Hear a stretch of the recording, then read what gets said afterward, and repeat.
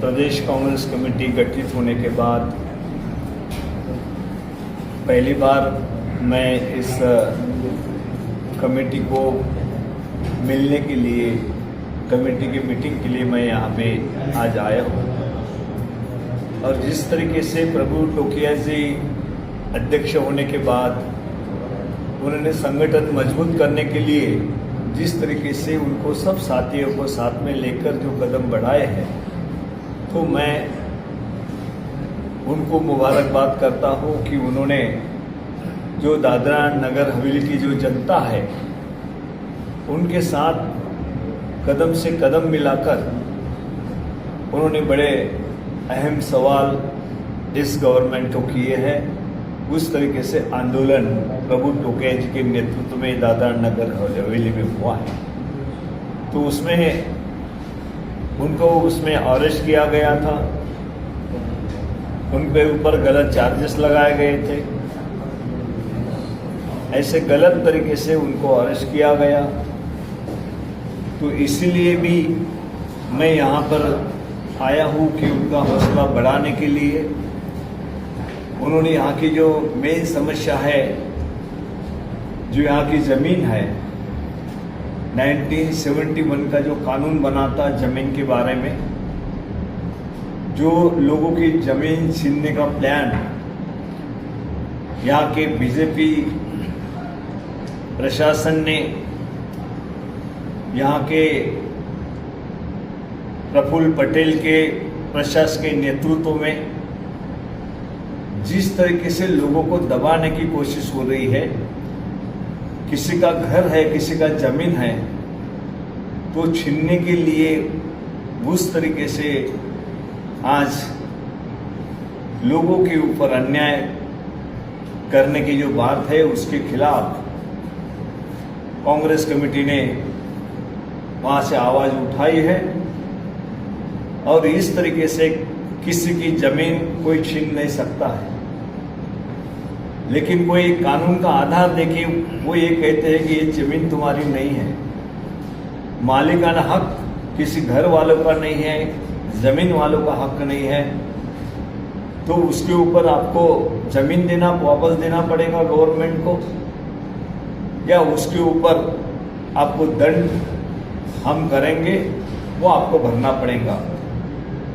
एकदम गलत तरीका, ये हो ही नहीं सकता है। इतने सालों से जहां पर लोग बैठ रहे हैं, जो पूरी तरह उनका कानूनन उनका घर है, उनकी जमीन है, वो छीनने के लिए ये प्रशासन काम कर रहा है। उसके खिलाफ हमारे प्रदेश कांग्रेस कमेटी प्रभु टोकिया जी के नेतृत्व में मजबूती के साथ लड़ेंगी।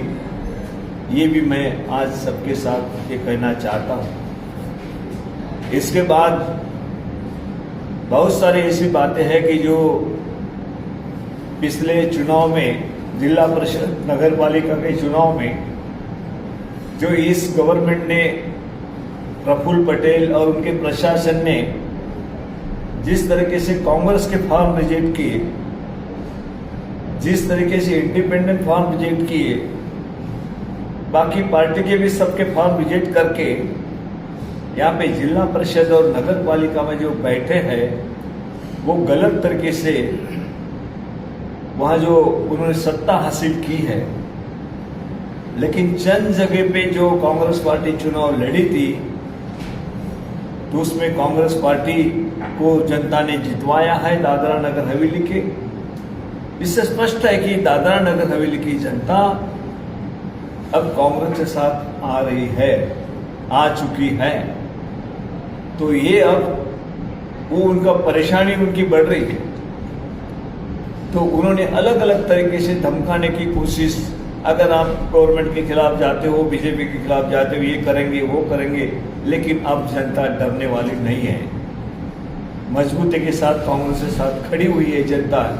ये बाई इलेक्शन ने सभी चुनाव में, छोटे चुनाव में दिखा दिया है। अगर नगर पालिका का, जिला परिषद चुनाव होता तो 100% यहाँ पे कांग्रेस पार्टी दोनों में संस्था में वहाँ पे आज शासन में रहती, प्रशासन में रहती। लेकिन इनके षड्यंत्र से यहाँ पे जनता का नुकसान हुआ है, दादरा नगर हवेली की जनता का नुकसान हुआ है।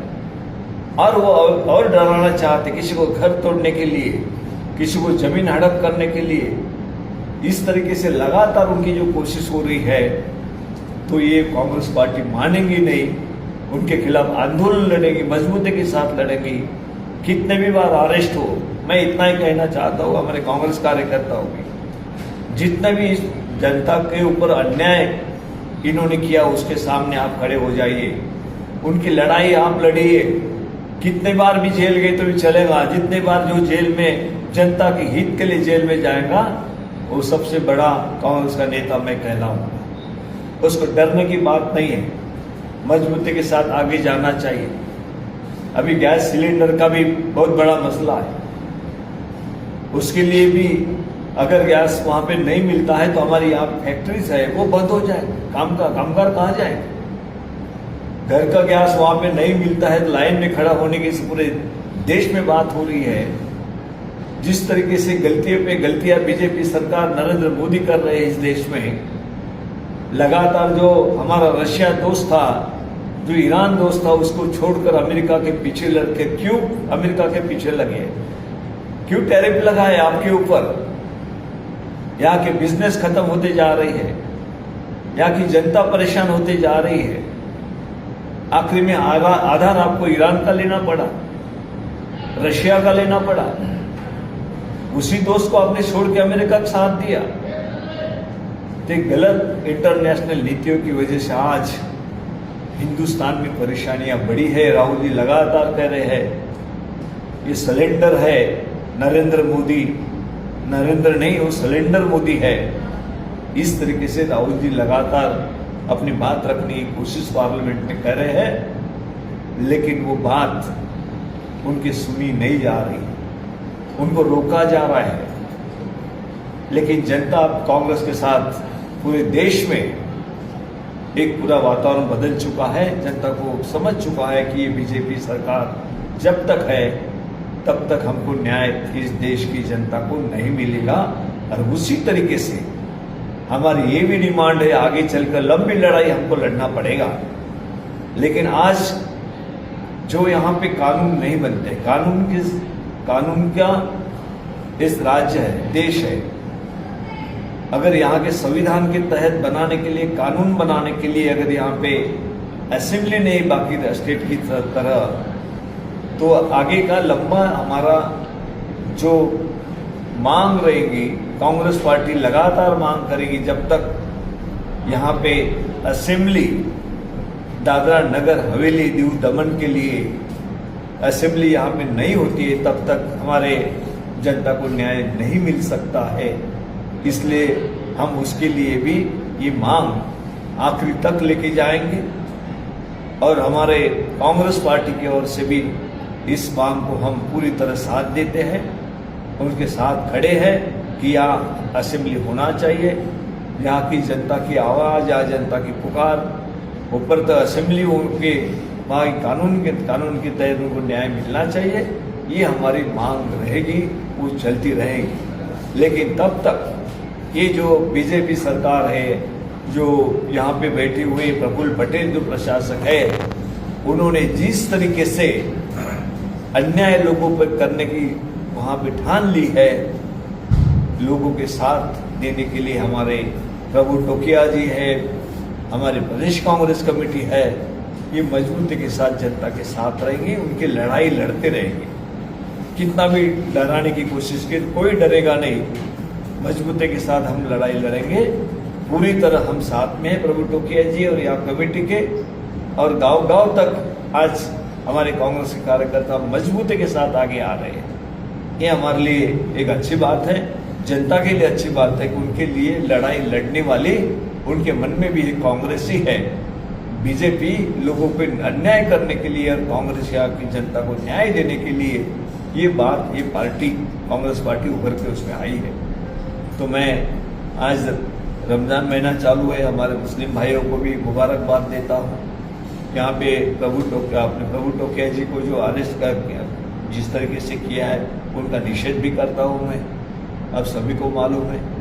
और जिस तरीके से यहाँ पे गुंडागर्दी के आधार पे यहाँ पे राजनीति प्रशासन चल रहा है, उसके खिलाफ एक हम बड़ा आंदोलन खड़ा करेंगे, उसके खिलाफ लड़ेंगे।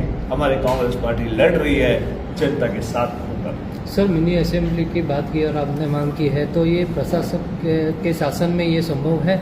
जैसे अभी आपने बात कहा कि इलेक्शन भी फेयर नहीं हुआ, तो ये कैसे फेयर होगा? देखिए, इसमें एक बात तो स्पष्ट है, जनता सबसे बड़ी है डेमोक्रेसी में, सबको अधिकार है अपनी मांग को रखने का।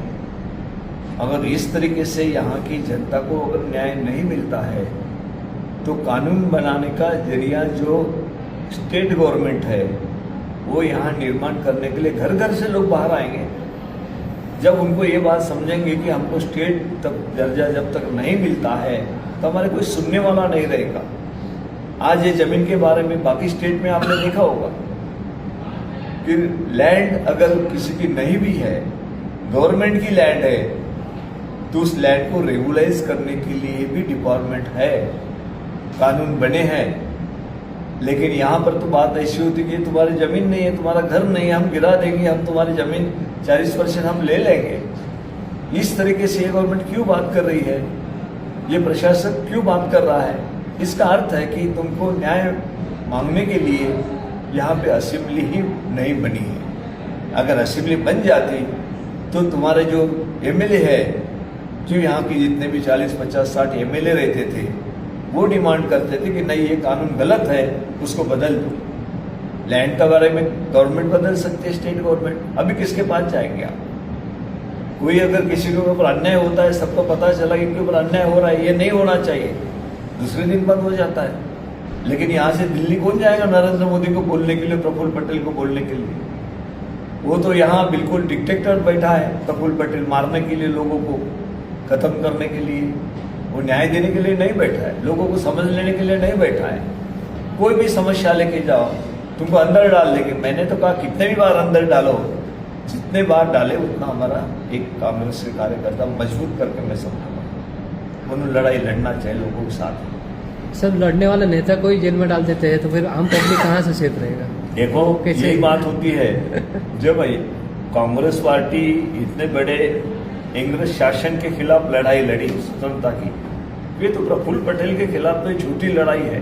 वो भाग जाएगा यहाँ से पकड़ के आप लोग। सर, 9 साल से यहाँ 9 साल से है, लेकिन यहाँ असेंबली होती तो रहता था क्या? वो ये कानूनन हक जो मिलना चाहिए वो मिलाने के लिए हमारी कोशिश रहेगी। और प्रफुल्ल पटेल ने कितना भी गलत कानून बनाओ जनता के खिलाफ, तो उसका साथ देने के लिए कोई तो है ना कांग्रेस पार्टी है ना। आज प्रभु टोकिया लड़ रहे ना, अभी तक कौन था कि बाहर उसके खिलाफ बोलने के लिए भी तैयार नहीं था। अभी प्रेस में भी थोड़ा थोड़ा कुछ दे रहे हैं आप लोग, आप भी थोड़े खुल जाएंगे तो और उनको पता चलेगा।